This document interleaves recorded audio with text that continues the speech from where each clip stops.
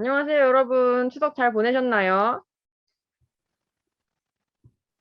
또 코로나 네, 때문에 비대면으로 또 수업을 하게 돼서 일단은 수업을 빨리 또 진도로 나가보도록 할게요.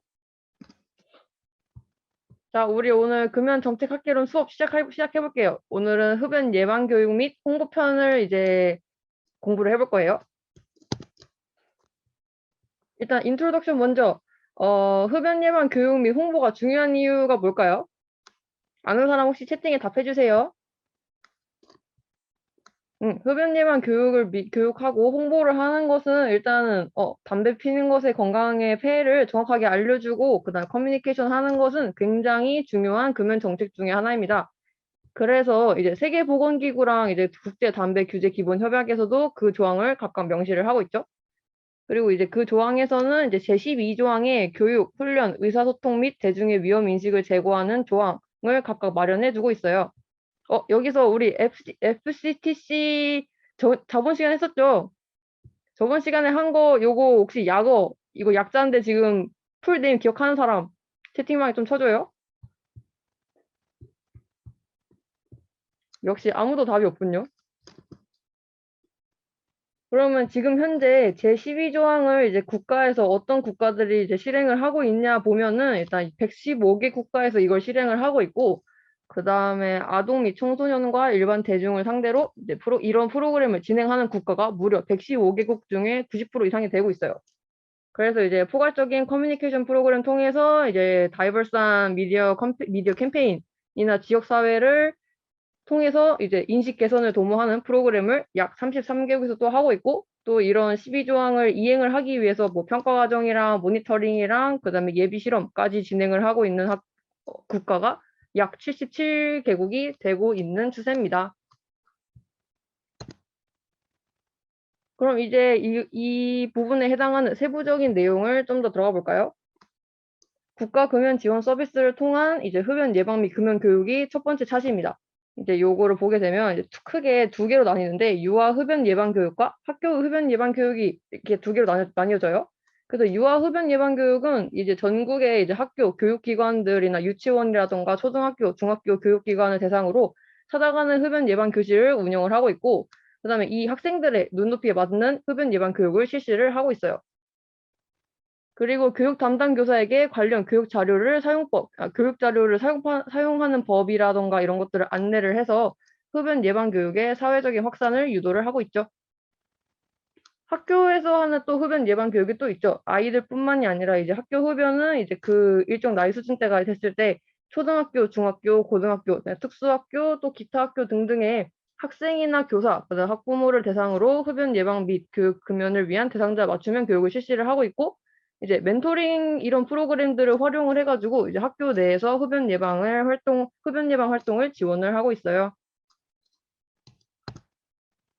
또 이제 학교를 벗어나서 이제 시도교육청을 통해서 이제 그런 지방자치단체 내 단위에서 흡연 예방 혹은 금연 교육이 되고 있는 거를 살펴보게 되면은 이제 이 시도교육청 자체에서 이제 교육청 내부에서는 교내 금연 분위기를 조성을 하기 위해서 학교랑 각각 그런 교육기관들 다른 뭐 어르신들도 이용하는 기관들 그런 것들을 통해서 금연 교육 및 상담이나 금연 교실, 금연 동아리, 금연 이벤트에는 뭐 금연 캠페인도 있겠고 이제 학생의 활동도 있겠고 여러 가지 뭐 금연 포스터 제작한다던가 금연 백일장 연다던가 그런 것도 있겠죠?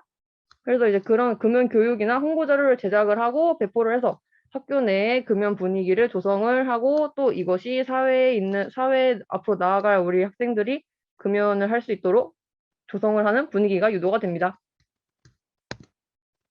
또 이제 민간단체를 통해서 흡연 예방이나 또 금연 교육도 이루어지고 있는 걸 볼 수가 있는데 이 부분이 굉장히 중요하니까 좀 잘 들어놓도록 해요. 그래서 금연 지도자를 일단 교육을 하고 있고, 그 다음에 두 번째로 특수계층 순회를 하면서 이제 금연 교육을 하고 있죠. 금연 지도자는 일단 학교 교장 선생님, 그 다음에 교장 선생님 혹은 교사분들, 그 다음에 군 간부, 군 전문 의료인, 직장인 등을 대상으로 금연 지도자 교육을 통해서 일선 현장에서 효과적이고 전문적인 금연 교육을 실시를 하고 있고, 또 보건의료 전문가도 엄청 중요하겠죠. 그 역할에. 그래서 보건의료 전문가에 대한 금연 교육을 병행해서 보건의료계 종사자가 금연 운동에 참여를 하고 앞으로도 계속 실천을 할 수 있는 사회적인 분위기를 조성을 하고 있어요. 그래서 특수계층을 이제 보게 되면은 다른 노동 근로자라든가 군인이라든가 경찰, 대학교 신입생 대상에서 이제 순회하는 금연 교육을 실시를 하고 있고, 참가 기관의 금연 실천자들을 관리를 하기 위해서 이제 이동 금연 클리닉도 운영을 하고 있어요. 이동 금연 클리닉 일단 잘 알아두도록 해요.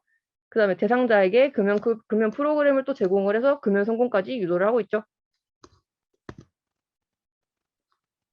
이제 요 부분을 또 보게 되면은 앞에서 금연 교육에 대한 얘기를 했다라고 한다면 이제 이런 금연 교육들을 기반으로 해서 홍보가 또 어떻게 이루어지고 있고, 그 홍보를 일단 가장 베이스를 차지하는 거는 금연 캠페인이겠죠. 그래서 이제 금연 캠페인이 진행되어지는 부분들 살펴보면은 2000년부터는 이제 금연 공익 광고, 우리가 TV에서 많이 보던 그 광고 제작들이 방영이 되고 있고, 2005년부터는 금연을 주제로 다룬 이제 다큐멘터리라던가 콘서트라던가 예능 프로그램 아니면 오락 프로그램, TV 프로그램 등이 방영이 되고 있어요.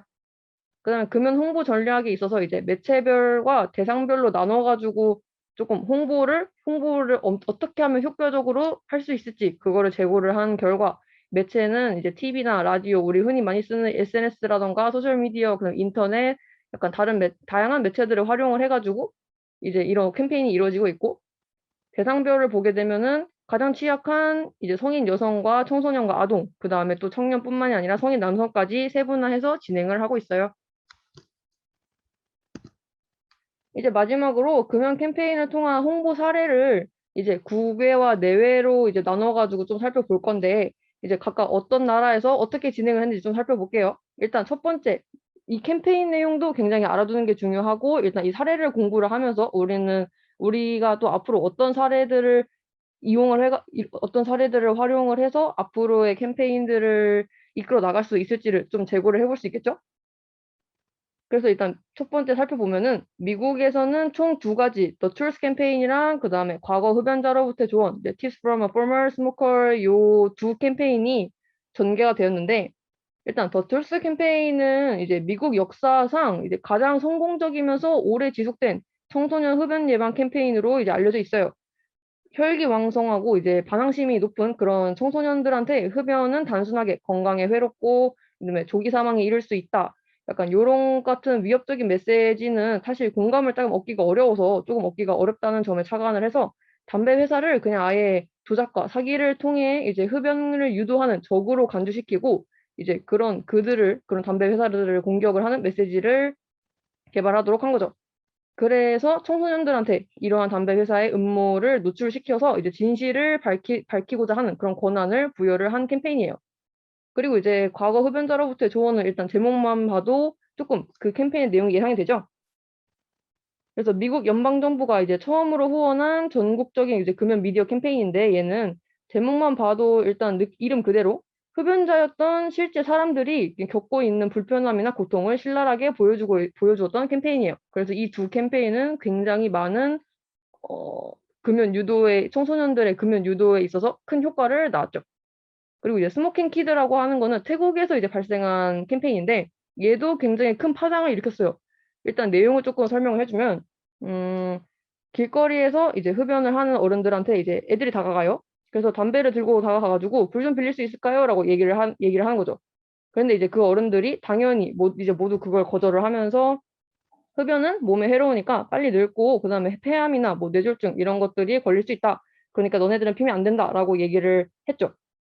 그러자 아이들은 쪽지를 건네면서 사라지는데, 이제 그 쪽지 내용에 뭐가 적혀 있었냐면, 당신은 절 걱정해 주시지만 왜 스스로를 걱정하지 않나요? 이런 문구가 적혀 있었고, 이 문구를 보면서 이제 어른들이 당황해하는 표정으로 끝나는 캠페인이에요.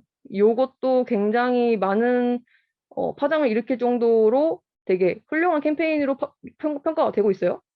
또 핑거밴드 캠페인은 이제 우리 한국이죠. 한국에서 이제 핑거밴드 캠페인도 지금도 진행이 되고 있고, 그다음에 이제 과거부터 이제 진행이 되고 있는데, 어, 이 핑거밴드 캠페인은 담배 집을 때 이제 주로 사용하는 두 손가락 검지와 그다음에 중지를 묶어가지고 이제 흡연자들의 흡연을 억제를 하고, 비흡연자는 흡연자의 금연을 함께 응원하자는 대국민 금연 응원 캠페인이에요.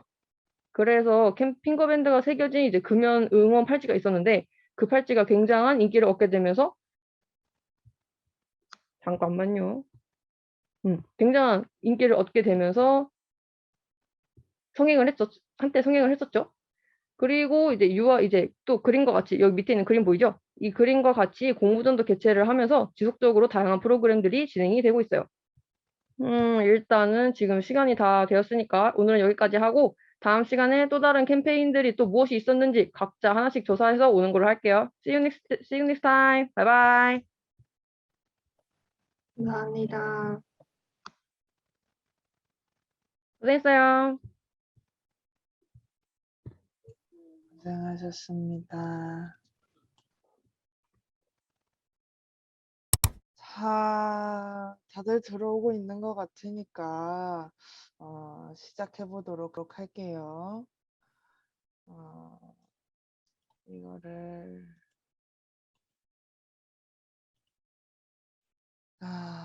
오늘은 저번에 말씀드린 것처럼 그 담뱃값 포장 규제에 대한 수업을 진행하도록 하겠습니다. 담뱃값에 이런 그림들 많이 보신 적 있죠? 오늘은 이거에 대한 수업을 해보도록 하겠습니다. 담뱃값에다가 저런 경고 내용을 적는 거는 약 지금으로부터 30년 전부터 시작이 됐고요. 원래 처음에는 문구만 넣었는데 2001년에 캐나다가 그림을 넣기 시작을 하면서 이제 그림을 넣기 시작을 했습니다. 그러면 이런 경고 문구는 왜 필요하냐? 이 경고 문구들을 이제 법으로 정해놓지 않고 이런 규제가 없으면 뭐 담배 회사들이 자기들 맘대로 마일드, 라이트 이런 굉장히 순한 것 같은 문구를 넣을 수도 있고 또 자기들 맘대로 포장을 하고 광고를 할 수 있기 때문에 그런 걸 막기 위해서 이제 필요한 거고 우리나라 같은 경우에는 담뱃값 표시, 담배 포장지, 그 전자담배 그리고 담배 성분 표시 뭐 이렇게 해가지고 총 6개의 그 포장 규제를 하고 있는데 이 중에서 우리가 주목해봐야 하는 거는 여기 있는 담뱃값 표시가 이게 제일 중요하고 이거를 아마 중점적으로 시험에 낼 것 같습니다. 아이고 이걸 어떻게 해야 되나? 먼저 담배 포장지 관련해서는 이거는 이제 이 이후에 있을 담배 포장 규제 법들을 이제 자기들 맘대로 수정을 하거나 그러지 못하도록 하는 조항이고요. 그래서 포장지나 내용물을 바꾸면 안 된다는 조항이 포함되어 있고요.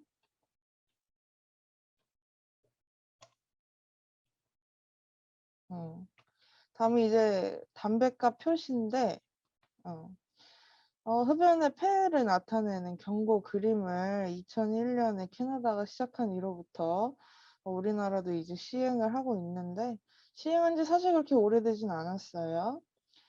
흡연이 폐암 등의 질병의 원인이 될 수 있다는 내용. 여기 흡연하면 기형아 출산 위험이라고 제가 그림을 같이 넣어놨는데 이런 경고 문구를 같이 넣고 있고요. 타르 흡연량은 흡연자 흡연 습관에 따라 다를 수 있다는 경고 문구도 이제 첨부를 하고 그리고 발암 물질을 적도록 이렇게 되어 있고 또 여기 보면 금연 상담 전화번호를 적게 되어 있죠. 그래서 이 전화번호도 적게 되어 있다. 그리고 우리가 이제 뭐 편의점이나 이런 데서 담배 광고를 보게 되는데 이 담배 광고에도 이제 이런 경고 문구들을 적어야 한다고 법에 이렇게 나와 있고요. 그리고 사실 크기도 정해져서 있고 이게 각각 이제 전체 넓이의 30% 이상에 해당되는 크기로 이제 크기가 정해져 있고 이제 이게 너무 막 혐오적이다, 그림이 너무 무섭다 이런 반응들이 있는데 사실 이것도 나라에서 지나치게 혐오감을 주지 않는 선에서 그림을 이제 정해서 그 그림만 사용을 하게 되어 있습니다. 그리고 모든 경고 그림들은 사실적 근거를 바탕으로 해야 하는 거예요. 아까 보여줬던 그 그림들도 다 이제 사실적 근거가 있는 글입니다. 그래서 이런 것들을 지키지 않으면 1년 이하의 징역 또는 1천만 원 이하의 벌금에 처한다. 이게 과태료가 아닙니다, 여러분. 벌금이에요. 그러니까 우리가 흔히 말하는 전과 기록이 생기는 거예요. 그러니까 굉장히 이제 세게 처벌을 하는 거죠. 그리고 담배 성분을 이제 표시를 하게 되어 있는데 이거는 액체 담배, 액체 형태의 담배, 뭐 전자담배 이런 것들도 포함이 됩니다. 이런 식으로 포함된 성분들을 이렇게 적게 되어 있고요. 이것도 마찬가지로 징역 1년 이하의 징역 그리고 1천만 원 이하의 벌금 형에 처하게 됩니다. 그리고 제일 중요한 게 이 오돈 문구인데요. 담배가 건강에 미치는 영향이나 위험을 경시할 수 있는 우려가 있는 그런 문구들, 뭐 라이트, 뭐 마일드, 뭐 이런 문구들을 사용했을 시에 담배 그 아까 말씀드린 것과 마찬가지로 1년 이하의 징역 또는 1천만 원 이하의 벌금에 처하게 됩니다. 그리고 가향 첨가 규제인데요. 제품의 포장이나 광고에 뭐 가양 물질이 들어있다. 그래서 뭐 무슨 맛이 난다든지 뭐가 있다든지 이런 문구나 그림이나 사진을 넣으면 500만 원의 과태료가 부과가 됩니다. 상대적으로 좀 앞에 있던 것들보다 좀 낮은 처벌 수위가 아닌가 하는 생각이 드네요. 그리고 이제 연초뿐만 아니라 전자담배, 씹는 담배, 물담배, 머금는 담배 이런 담배들 같은 경우에도 우리가 또 제안을 하고 있는데 이거는 플러스로 아까 있던 그 경고 그림이랑 경고 문구 플러스로 그 담배 특성에 따른 중독이나 의존의 위험이 있다는 걸 이렇게 또 알릴 수 있도록 해야 됩니다. 그래서 이런 것도 아까 그 연초 담배랑 마찬가지로 1년 이하의 징역 또는 1천만 원 이하의 벌금에 처합니다. 그래서 우리 여태까지 담배들이 어떻게 포장이 변해왔냐를 보면 우리나라는 지금 2차 변화에 속해져 있는데 우리가 앞으로 나아가야 하는 3차 변화, 이 3차 변화는 우리가 플레인 패키징이라고 하는데 지금 해외에서도 몇몇 도입이 됐어요. 그래서 이 플레인 패키징은 호주에서는 이미 시행이 되고 있어요. 그래서 색깔도 좀 사람들이 선호하지 않는 칙칙한 색깔을 사용하고 글씨 크기도 이제 정해져 있고 들어가는 내용도 이제 나라에서 정해져서 좀 굉장히 단순하고 막 이렇게 화려하지 않은 포장지를 사용할 수 있게 하는 제도입니다. 자, 그러면 오늘 수업은 여기서 마치도록 하고 다음 수업 때 또 뵙도록 하겠습니다. 나가셔도 좋습니다. 고생하셨습니다. 수고하셨습니다. 네.